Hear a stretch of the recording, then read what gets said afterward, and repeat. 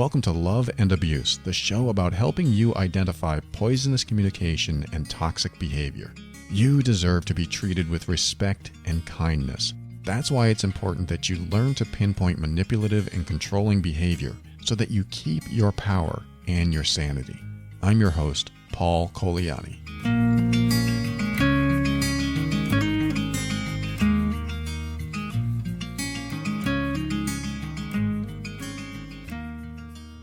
Welcome to another episode of Love and Abuse. I want to remind you that all information on the show is for educational purposes only. Always seek a professional for your mental health and well-being.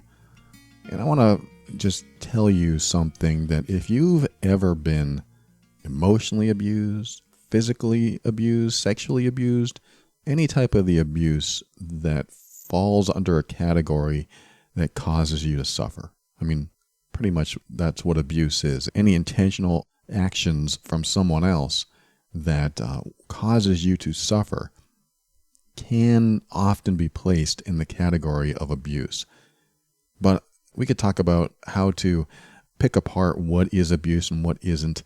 But what it ends up being inside your head, inside your mind, and inside your body, because your mind and your body remember even if you don't. And what I mean by that is sometimes we carry the memories of what happened to us, but not necessarily cognitively, not necessarily through the regular systems that we are normally reliant upon. And let me kind of demystify that, what I just said. Sometimes you can have a body memory of something that happened to you that you're not carrying in a conscious way. Like when you think what happened to you when you were 3, for example, you may not have a conscious memory of it, but the body remembers. And I don't mean to make this sound pseudo-scientific. It's not that I'm going for that at all. It's really because sometimes we can dissociate from what's happening in the outside world so that we don't have to experience it. So if you're 3 or 4 or 5 or 10, you can dissociate from everything external, what you see and what you hear and even what you feel. I mean, there are kids and adults that have learned to dissociate, learn to disconnect and experience the suffering as they're going through it in a disconnected way, like that person over there is suffering. And then when you grow up, when you get older and the pain or the abuse has stopped, hopefully, and you're out of that situation, then what ends up happening is that you will either remember what happened because you were associated, you were experiencing real time what it was like, what you went through, and you can definitely have post-trauma from that, or you will have dissociated memories, which often appear in other ways. And those can be emotional triggers that you run into. You know, you get triggered when somebody gets close to you or yells at you or kisses you, or you can have a number of things that can trigger you and you don't know why. Why is this person triggering me? I don't understand. Why is this behavior triggering me? I don't understand. They are nice, or they're not that threatening, or you're going to have a number of reasons that it shouldn't trigger you, but it does. So it could be associated with dissociation.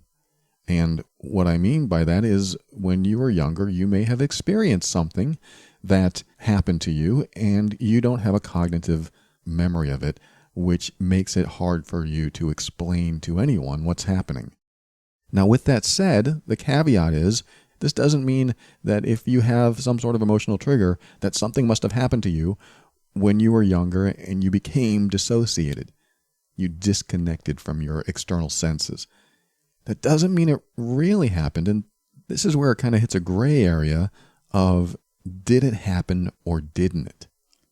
And that's a tricky one. Did this really happen? I don't know. But every time this happens today, every time someone gets close to me or yells at me or whatever, I get into this state of mind or emotional state that I can't seem to break out of. It's an emotional trigger And I don't know where it comes from, and I don't know why I get sad or angry or defensive. I just don't know why. But I'm here to say that it really doesn't matter, and this is, hear me out. It really doesn't matter if it happened or not if you can't remember it. Because what are you going to do? I mean, you can't necessarily go back in time and figure it out. You might have people that you could talk to ask them, did this happen? I don't know. I don't remember. Or you may not be able to prove anything and live with this mystery. Now you have this mystery and you don't know why you're emotionally triggered. So this is why I sometimes like to go into a space of acting as if. Now, that doesn't mean you find people to blame. That doesn't mean you look outside yourself at all. What it means is you act as if something did happen to you.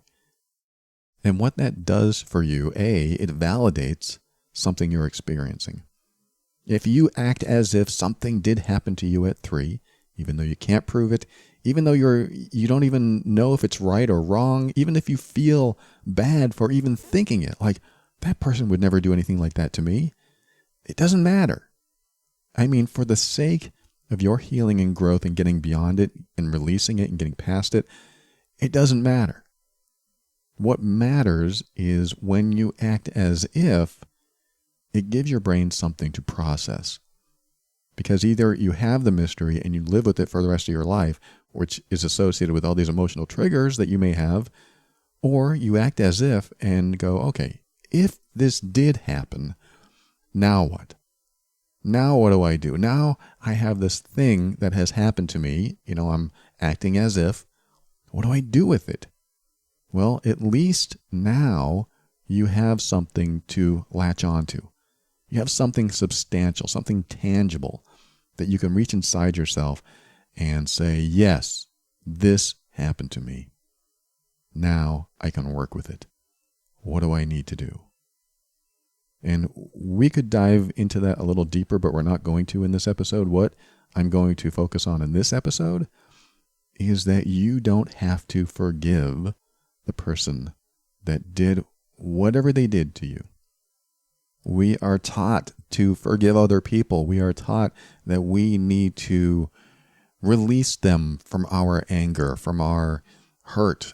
We need to show them that we are above what they did to us. We need to say something to them in order for us to feel released from them.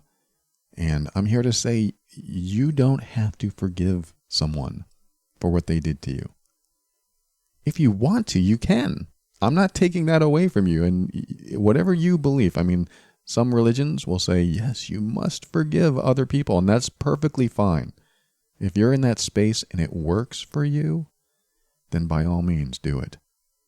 But if you've done this, or you can't stand the thought of doing that, and you're still not past the point of the suffering that has happened, you're still in that post-traumatic place, and you believe that forgiveness is a part of this, but it's not working for you, or you just can't get into that space, here is my take. And if you've ever listened to my other show, The Overwhelmed Brain, you've probably heard me talk about this.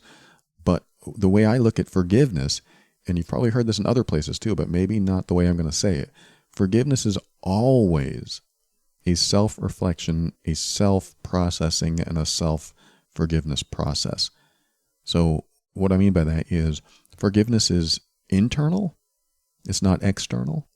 It's not something, and again, this is my unique take. It's not something that you go out into the world and find that person and say, I forgive you.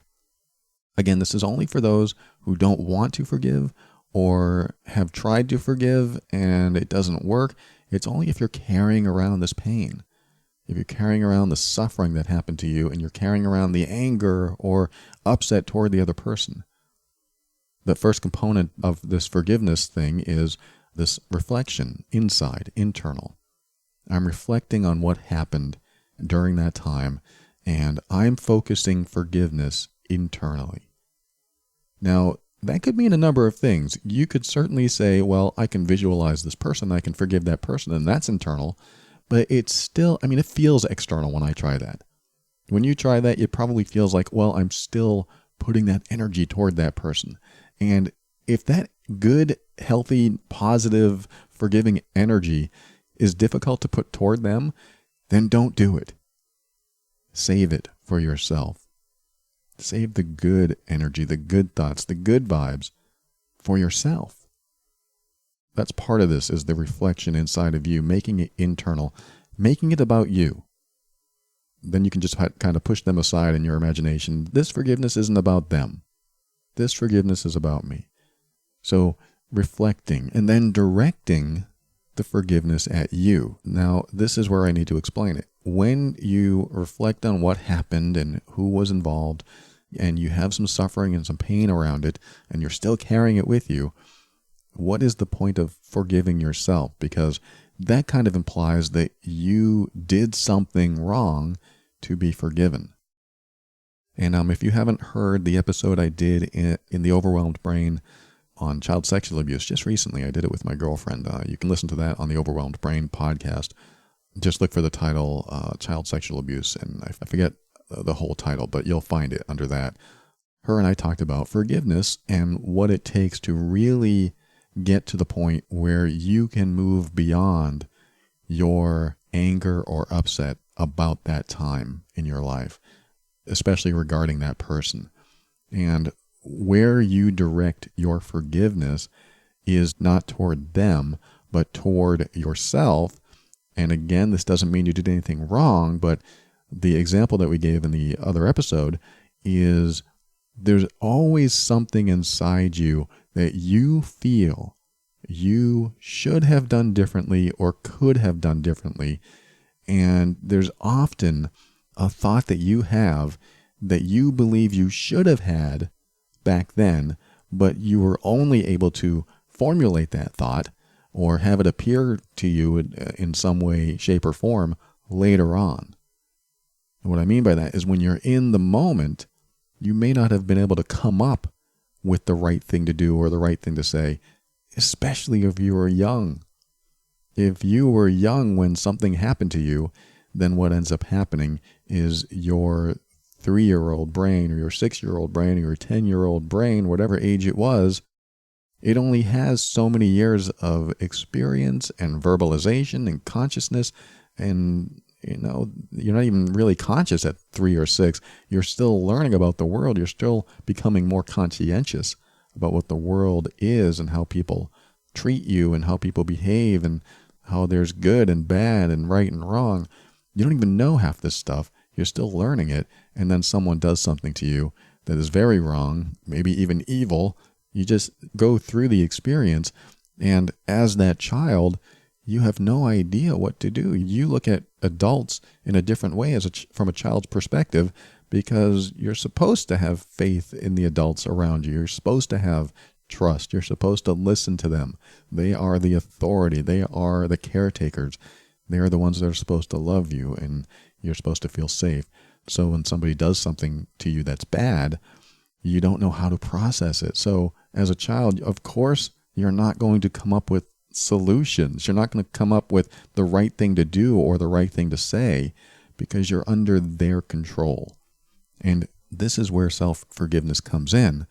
So when you think about that time in your life, if you have any thoughts of, I should have done this, I could have said that, I should have done that, if you have any thoughts like that, any thoughts of leaning toward regret, or you feel stupid, or you feel like you should have known better, that's where self-forgiveness comes in. That's where self-forgiveness is vital. Because often we can carry around these beliefs about ourselves that we're not good enough, we should have done better, we could have done better, but we didn't. So we hold on to these thoughts that we're somehow not good enough or even at fault for the abuse or neglect or the trauma that we experienced. That's why it's so important to remember self-forgiveness. And it doesn't mean that you had to have been a child when this happened. This could have happened when you were 30. It could have happened at any age, where you think about the past, about something that happened to you, and you start beating yourself up for something that you could never have done differently because you weren't that person then. You didn't know what you know now. You couldn't have done anything differently, even though you wanted to. So if you have any of that juggling around in your head and you still haven't gotten past the pain or the trauma of that moment because you believe forgiveness is all part of that, and if you forgive the person, then there's a release. No, forgive yourself. You know what? Forgiveness of the other person can happen. It may happen, or it may never happen. I never forgave my stepfather for the abuse that he put on me, or my sisters, or especially my mom. I never forgave him, but I'm not holding on to any hurt or anger or pain from him because I forgave myself for not being able to show up in the way I wanted to show up. I didn't know any better. You didn't know any better back then. I even said to myself, I forgive myself for the way I showed up back then. I forgive myself for not being able to come up with the right thing to do or the right thing to say. I forgive myself for not being able to stand up, speak up, run, yell, scream. I forgive me. I forgive you, Paul. I mean, this is the kind of talk that you should have in your head. When you have this pain or this trauma or this suffering that you're walking around with, again, if there's any thoughts of regret or you should have done something differently or you could have done something differently or you're smarter than that, why didn't you XYZ? Then say to yourself, you know what? I forgive you. Talk to yourself from yourself. I forgive you for not being able to say the right thing that day. I forgive you. And if you really mean it, if you really are genuine about this and authentic about this, the magic that can happen from this is that it releases you from the tether that you still have to the other person. And I can't explain this part. This does sound pseudoscientific, but I'm telling you, when you are able to get into a space of self-forgiveness where you are forgiving yourself a break for how you showed up then, for the decisions that you made back then, you release all the tethers, all the neural tethers, the psychological tethers, the spiritual tethers, the energetic tethers, however you want to look at it. And it frees you from them occupying your thoughts anymore. And this often leads to them sort of disappearing out of your life in the real world, too. If they're still around, if they're still alive. Again, I can't explain it. What I do know that when I no longer was obsessively thinking about the former abuser in my life, because of this self-forgiveness that led to them not occupying my mind anymore, they were no longer occupying my real space either. Can I prove a direct cause and effect? No.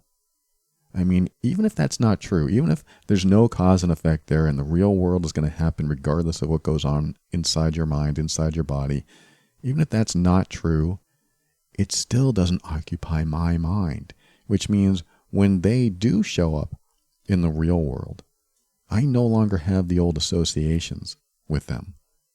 And because I don't have those old associations that are attached to some old emotional triggers, because that's not there anymore, I respond differently. I behave differently. I show up differently. And so that could be, if we were going to look at a direct cause and effect, not that I'm telling you to analyze it, but I'm kind of the more practical thinker.